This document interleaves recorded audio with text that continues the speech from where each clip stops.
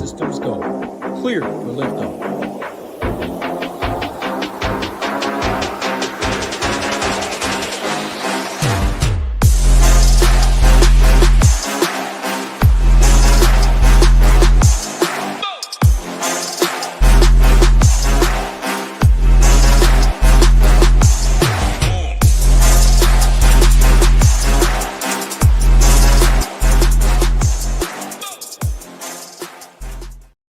Good evening. Happy Thursday afternoon.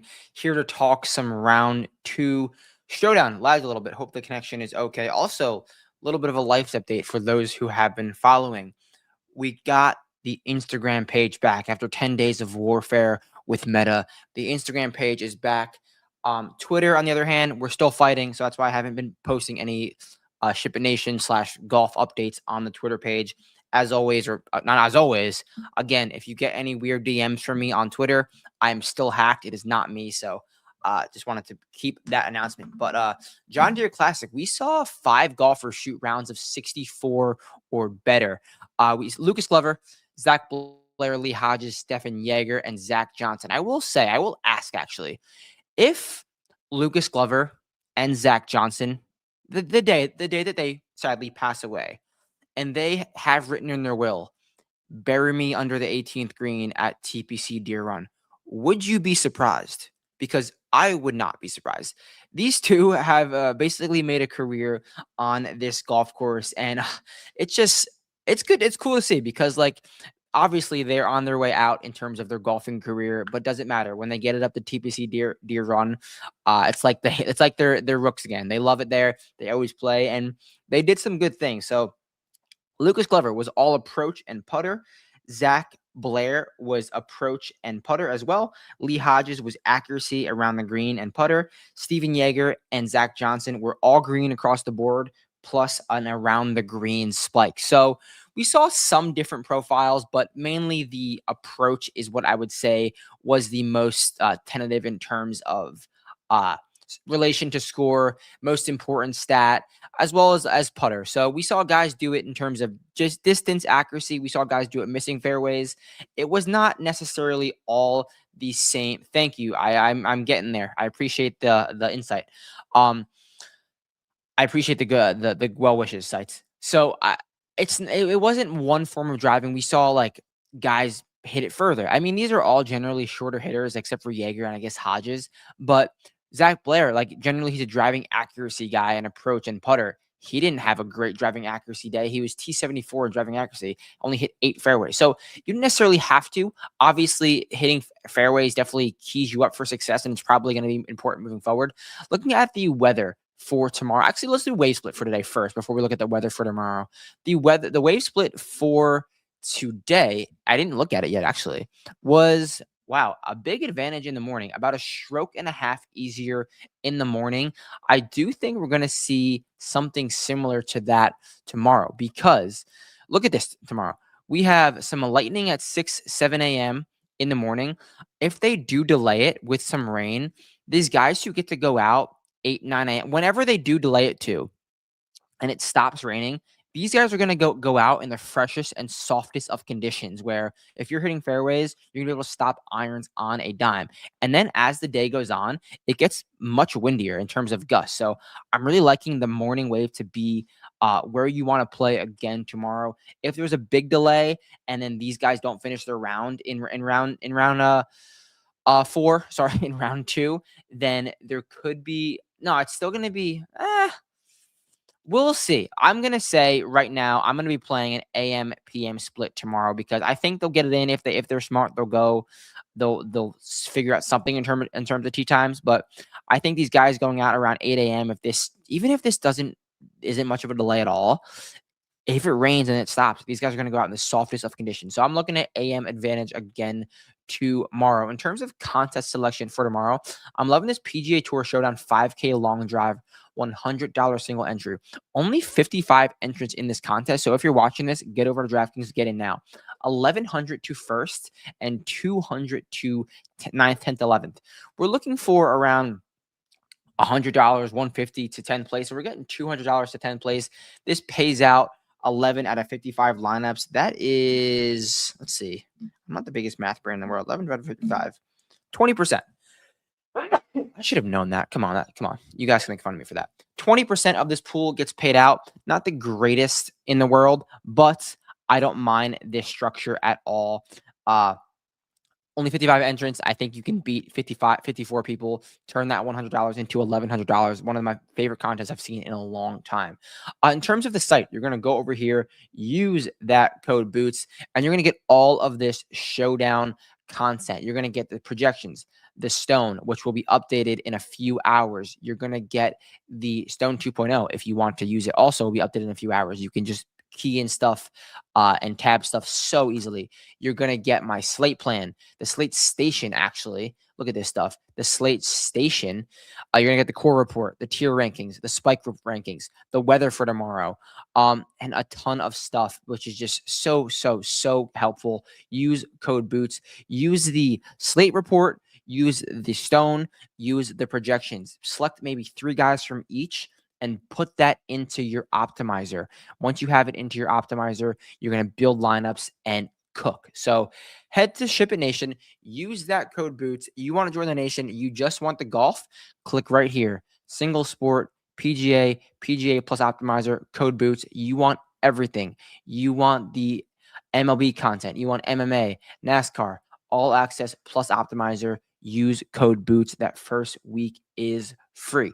All right, now it's the good stuff. Now we are here to look at some key stats, look at some golfers, and see who we want to play for tomorrow. So these are the round 1 stats. I'm sure there might be a few guys still on the golf course. Yeah, there's a few guys still on the golf course, but does not matter. So we're looking for accuracy, I guess. It's not the end of the world if you're not accurate, but really just approach and going out in the morning, I think, is definitely key, but I'm not going to really key in on it. Great round from Patrick Fishburne today. Gained strokes in every single category. Like when he pops, he kind of pops. Like Patrick Fishburne's a guy who can just play mediocre golf and then pop for a T3, especially on an easy golf course. So I do like him to keep going. Who do we have right here? Michael Brennan, a guy who, if he's gaining strokes off the tee, that means, we know he's very long, but sometimes he gets a little inaccurate. If he's driving it well, look out for Michael Brennan. I know he's going out in the afternoon tomorrow, but he shot 5 under, like driving the drivable par 4, making a bogey. So that could have easily been a 7 under round, having a great approach day. Michael Brennan, absolutely love that. Nice to see Aaron Wise playing some good golf. Where the hell has he been? I know he's playing on some major medical, I think, but gaining strokes in every category tells he's been grinding. Love this profile from Joe Damon as well. I said Joe Damon. Joel Damon.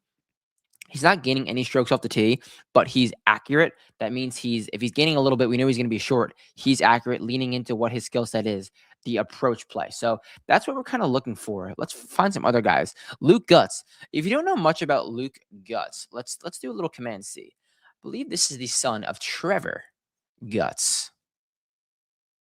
Yes. No, the son of Scott Gutz. Sorry. Trevor is the brother. Wow, I didn't know I did know there was 2. Trevor is the brother who goes to UF. This kid is going to be the truth, by the way. This kid is going to be really, really good. But Luke Gutz, what a round from him. What did he do today? He shot 4 under, gaining strokes in almost every category, just didn't drive it well. I don't really love that profile going forward for tomorrow, but I don't mind it. I don't mind it. Daniel Berger, I think, is an absolute hammer for tomorrow. He's going to go out. No, he's going to go out in the afternoon. But he's trending, guys. He is trending. Like I talked about him a lot last week, and I feel like he was bubbling. This is the profile that we want. I'm actually going to put this in right now because I like this profile so much. So this is a little sneak peek of the one golf that I'm on. It wasn't going to be Daniel Berger, but it has to be Daniel Berger based on what I'm seeing right now. $7,900, Daniel Berger. Watch me enter him. I do this sometimes. I'll just see something I love and be like, I have to enter this into my slate plan. So Daniel Berger is going to be a core play tomorrow at $7,900. There's a little cheat sheet into the slate report. I'm going to give you the top guy as well, but that's all you guys are going to get. The rest of it, you're going to have to use code BOOTS. Taylor Pendrith got off to a hot start. I don't love that he's losing a full stroke and a half off the tee while being long. That means he's wildly inaccurate. I want to see how many fairways Taylor Pendrith missed. It had to have been a ton. Goal? No goal, Cooler? No goal. I'm watching the World Cup, guys. Watching the World Cup. Taylor Pendrith, let's see how many fairways he lost or okay, 6 fairways. He was damn near dead last in the field in driving accuracy. That's why that's not going to hang up even if you're super, super long. I don't mind a Mike Thorbjornsen solid round. I tripped up on my words right there. He's losing almost a stroke off the tee, but we know his game is really the green and regulation and driving. It's been a little bit in the wrong direction, but I trust Mike Thorbjornsen to have at least one nice round around this golf course, a golf course that he's played really well on before. Like this profile a lot from Doug Game. Doug Game doing everything about even. His best category is approach, which he is leaning on right now. He's accurate. He's hitting fairways. If he can pop in one category, even hit a little more fairways, one category, Doug Game should have a really nice round tomorrow. Who else are we going to look at? Who is this? If this guy's accurate, generally, I'm down. Robert Streb. I mean, generally, Robert Streb is accurate. I know he's like on his last legs of his golfing career, but in the 6K range, what's his price? Is he $6,200? I don't mind that. 6K min? I don't mind Robert Streb at 6K min, genuinely. Find one more guy. Neil Shipley. I love this profile from Neil Shipley. He's going to go out in the morning tomorrow. He's gaining 0.8 strokes ball striking, and he's losing 1.8 around the green, 1.17 on the greens. That was just one round. I would like to. I wouldn't take this risk if it was in round 3. Like if he had 2 straight bad rounds of around the green and on the putting greens, I would be out. But it's just one bad round. I trust he can be even around the green, gained another 0.8 ball striking. That's a 3 under round maybe. That could play at his price of what, 7 something, 68. I don't mind that at all. But the one golfer that we are on. This guy is going out in the morning. This guy could have shot something very low today. This guy is the highest priced golfer, I believe. No, second highest priced golfer. That is Chris Gotterup. Chris Gotterup, although he is not gaining a ton of strokes on approach, what he's doing with the driver and the putter is very impressive, and that is his game. If he just gains strokes off the tee, he didn't drive it that. How inaccurate was it today? It was not that bad. But the driver putter build works, and the driver short game build works around Deere Run as well. We saw 2 guys pop in the around the green today. So let's look at Gotterup. How many fairways did he miss? He missed. I mean, he hit 9 out of 14 fairways, and he was on 17 in a divot. Could have easily had another birdie there. Easily birdied 13, which he had 50 yards into the green. I love this setup for Gotterup. He's going out in the morning. So Chris Gotterup is the one golfer that we are on for tomorrow. As always, get to the site. Use that code BOOTS. Get the slate plan. Get the projections. Get everything in between before we log off. The song of the day is going to be Make Me a Martyr by Caskets. Go check it out. A fun one for sure. And as always, let's ship it. I will catch you guys tomorrow. Tomorrow's show will be early, I'm thinking around 4 p.m., 3:45 p.m. Eastern time. Unless there's a weather delay, unless there's some sort of big delay, might be pushed back way late or postponed. So stay tuned for that because we might have a situation tomorrow. But it's supposed to be 3:45 tomorrow. Get to the site. Slate plan will be up, and I'll catch you guys soon. Peace out.